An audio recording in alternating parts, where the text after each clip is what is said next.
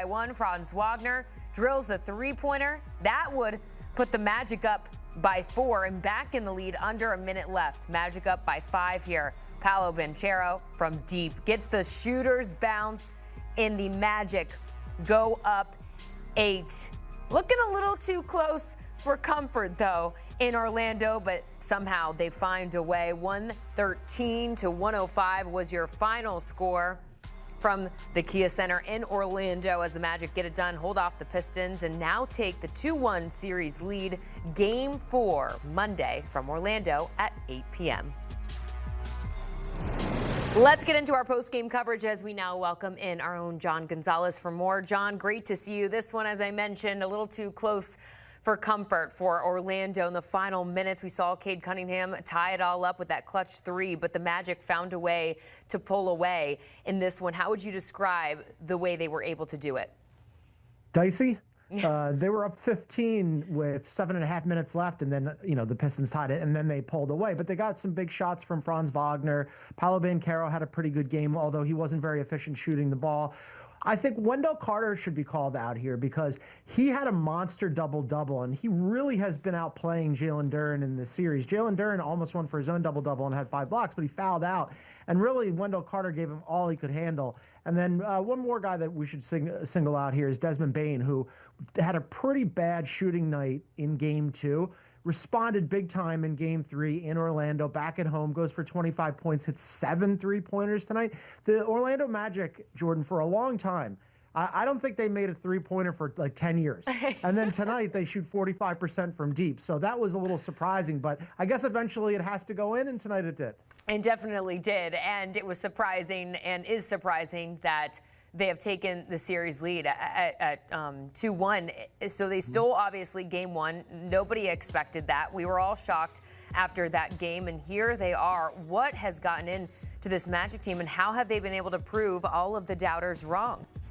Yeah, I mean, this is sort of the Magic team that was promised all season long. I and a lot of people thought that the Magic were going to take a leap this season because they do, on paper, have a very compelling team, and they play great defense. But it took them pretty much all season until the play-in game where they beat the Charlotte Hornets, and then they win Game 1 in Detroit where it looked like, oh, this is the Magic team that we were waiting for all season long. They're actually trying now. They're making shots. I'm still not entirely sold on the pairing between Paolo Banchero and Franz Wagner, but so far in this series, they've looked pretty good. Now, again, they haven't been super efficient, and they've needed a lot of offense from Desmond Bane, but a guy like Jalen Suggs, who was injured earlier this season, he's playing really well. They're getting good contributions off the bench from Anthony Black, and I think defensively, they've done a really good job on Cade Cunningham, especially in Game 3. Yes, Cade went for 27 points, but man, did they make him work. Just 8 of 22 from the floor, and they turned him over 8 times. So the Magic, when they're playing through their defense, when that's their primary pursuit, they're a really tough team, and they were tonight. Let's get to the Pistons here. Just another heartbreaker for Cade Cunningham in particular, doing the absolute most. How do they steal one back on Monday? Yeah, Cade needs to be more efficient. He needs to take care of the ball. Again, 8 turnovers. That can't happen. That really hurt them tonight. I didn't think Cade was all of the problem. There's plenty of blame to go around here. I mean, Jalen Duren, I called him out earlier. We'll do it again here. He has not had a good series. He had a great season. He might end up as third-team All-NBA. He was a finalist for Most Improved Player of the Year. He didn't win it, but still, he's had a really good year. And he's a guy who bet on himself this past offseason when he was looking for $30 million a year from the Pistons. The Pistons balked at that. And then after the season he's had, he's thinking, well, I'm going to get paid big time. Okay, you're probably still going to get paid big time, but if you want to be a big-time money guy, you got to play like that in the playoffs when you're the 1 seed, and now you're down to the 8 seed 2-1. Doesn't mean you're going to lose the series, but they need a lot more out of Jalen Duren for sure. I think Asar Thompson's been fine. Duncan Robinson, they need some more shooting there. This is sort of what you're seeing from the Pistons and the Magic in this series. They're two very, very similar teams. And in Game 3, the Magic got their shots to fall, and the Pistons didn't. Neither of them shoot the ball very well, but that was really the difference. Well, they will get another chance come Monday. Stay put, John. Much more from you on the other side here on HQ as the Orlando Magic continue to surprise us all, taking the 2-1 series lead in this one against the Detroit Pistons. As I mentioned, that Game 4 Monday from Orlando, 8 p.m. Eastern Time. More from us Here on HQ, we're going to show you full highlights from this one from Orlando on the other side here on HQ, and much more NBA playoff talk. Stay with us. Offense coming off of a 30-point performance in game two. Game one also took close to 20 field goal attempts, so he's going to shoot a lot. What I also like about this, he has drastic home versus road splits. He averaged nearly 23 points per game in Phoenix this season compared to under 16 points per game on the road. So I think it's a combination of things, having a green light in the offense, heading back home to Phoenix, and then the Suns just not having enough reliable scoring, especially off the bench. I think Dillon Brooks is going to have to continue to shoot a ton to keep them in the games.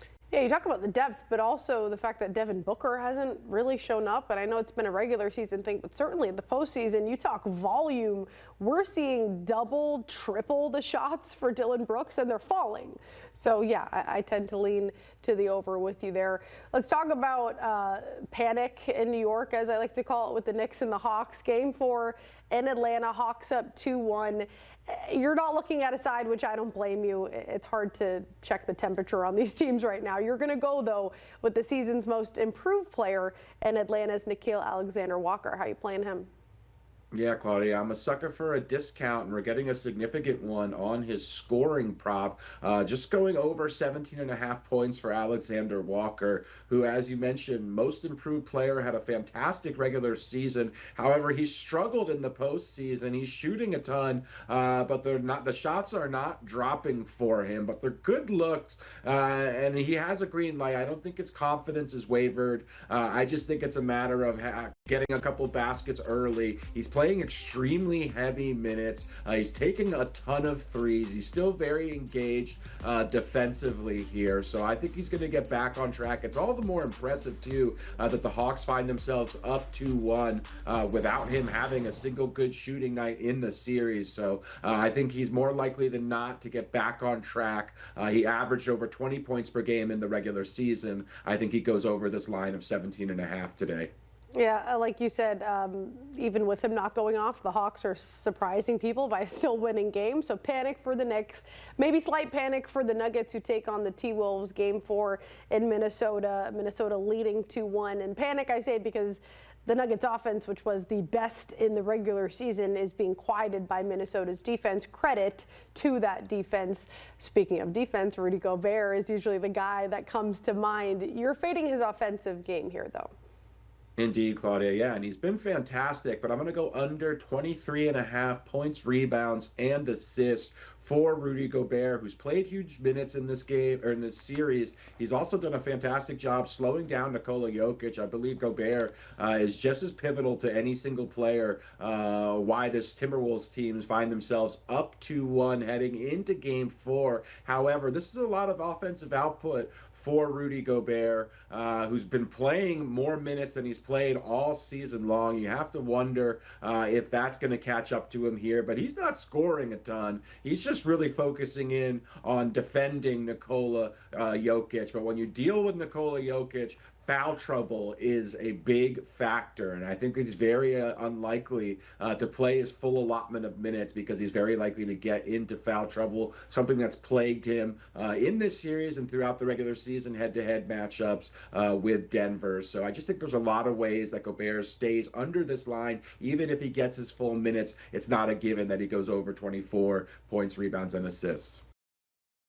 The best player in the league, and Nikola Jokic is enough. So maybe you don't need the points to go with it. Alex Selznick, appreciate it.